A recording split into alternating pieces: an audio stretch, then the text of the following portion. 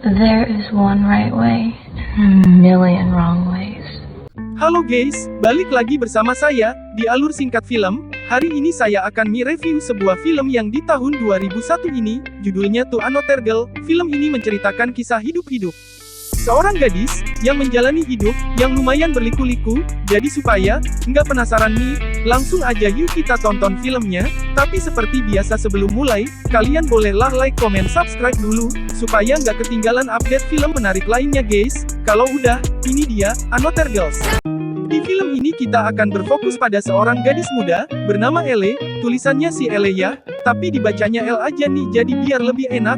Jadi si Elle lagi seneng-senengnya membaca buku novel. Suatu ketika membaca sebuah novel yang menceritakan seorang gadis, bernama Katie, yang tiba-tiba menghilang guys. That's the blogger's name, Katie Campenfeld. She goes missing. Nah, kisah Katie ini tuh sangat mengganggu pikirannya Elle, bahkan membuat dirinya berpikir keras, di mana perginya si Katie ini. Bahkan ya guys, se-Elle ini sampai mengirim email ke sini Katie ini, padahal sosok Katie adalah fiksi, atau hanya karangan. Gila gak tuh? Lebih parahnya ya, di kesehariannya si Elle ini, itu tetap juga memikirkan si Katie ini.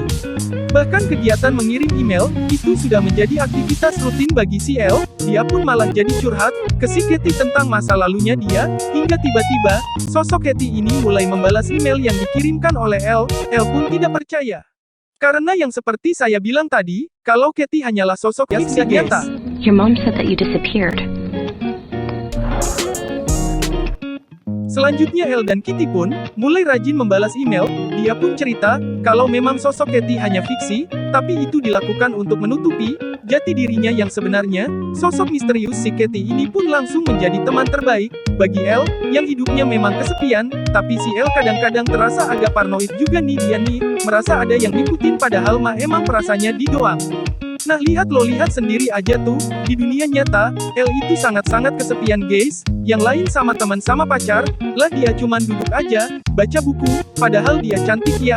Karena udah ngerasa nyaman sama si Katie, Elle pun mulai membagikan kisah masa lalunya, khususnya tentang percintaan guys. Jadi kita flashback nih, dibawa mundur saat Katie masih SMA. Let's go, let's go.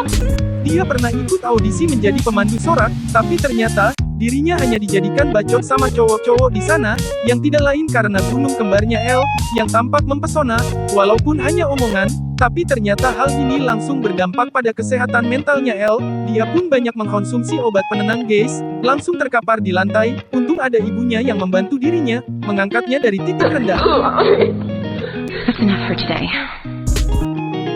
Membaca ceritanya si Elle, Katie mulai membuka diri. Dia pun mengirimkan foto dirinya yang asli pada si Elle. Singkat cerita, Elle pun lanjutkan ceritanya guys. Setelah lulus dari SMA, dia pun dipaksa ibunya untuk masuk ke kuliah agama. Niatnya sih baik, tapi yang terjadi malah sebaliknya. Elle pun berontak. Dia menghabiskan waktu untuk mencari ketenangan, pesta ke pesta, gelas demi gelas, makanya bercocok tanam menjadi salah satu kegiatan Elle selain kuliah. Kondisi makin memburuk saat Elle pacaran dengan laki-laki yang suka main tangan. Jadi setelah digenjot, si Elle dipukulin, dan dia cuma bisa pasrah. Dia pun nggak bisa minta tolong sama ibunya, karena dia takut, kalau ibunya tahu bukannya kuliah, dia malah begituan sama cowok ya. Akhirnya si Elle nelponin tuh semua teman-teman yang dia kenal, supaya dia bisa kabur dari cowok psikopat ini guys. Asli kasihan banget lu. And once I get a job, I can.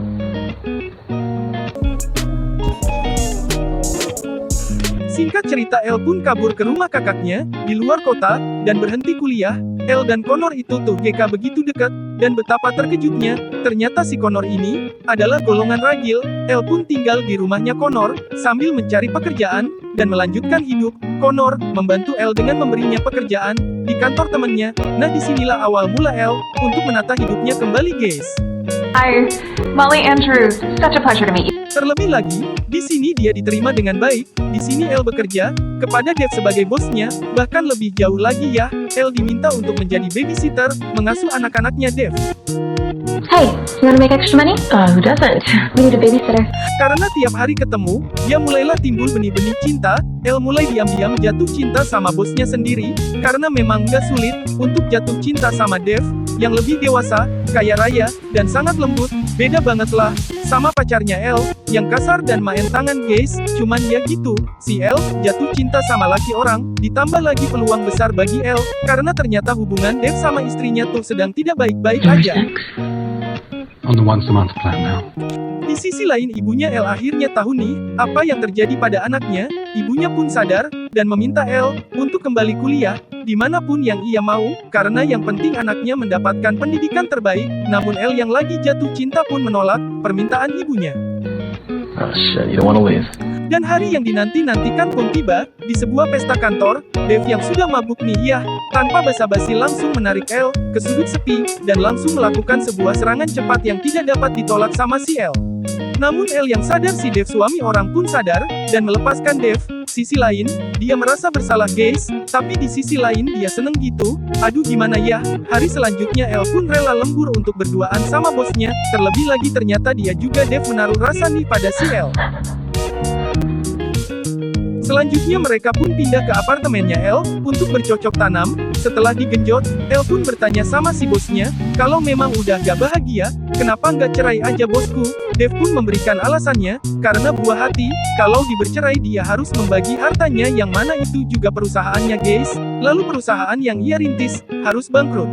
It'd be better to get divorced now. If we get divorced, she'll take half of everything, which means Ongakas and... Baru juga enak-enak, keesokan harinya, istrinya Dev langsung memergoki mereka. Elle pun lebih memilih cari aman, dan berhenti kerja. I quit. Connor yang tahu hal ini pun cuma bisa geleng-geleng doang guys. Help! We should talk, right? Lebih gilanya lagi, ternyata, memang bosnya ini doyan banget, bercocok tanam, dengan para karyawan baru guys. Semua karyawan baru, pasti digenjot, kecuali laki-laki How many laki-laki ya. others? All of them? Really? Except for the one that was born male. Hal ini tuh bener-bener membuat Elle patah hati. Dianya benar-benar jatuh cinta, bosnya cuma manfaatin doang. Mentang-mentang dia yang punya perusahaan nih tapi nggak perlu waktu lama untuk si Elle bersedih. Dia pun langsung menggandeng laki-laki lain, Kevin, pria berkulit hitam dan tinggi dan juga panjang, menjadi teman kencan Elle untuk malam ini guys. You should be a life coach. Kinda didn't tell you? It's what I am. Sebagai penutup, Elle pun mengirimkan foto-foto mesranya nih, sama bosnya, ke istrinya, sebagai bentuk balas dendam. Namun yang terjadi, bosnya melakukan KDRT sama istrinya guys, sehingga istrinya masuk rumah sakit, dan bosnya dipenjara. To Dave. He's in jail. He beat the shit out of her. Fractured skull, broken jaw, one of her implants is ruptured.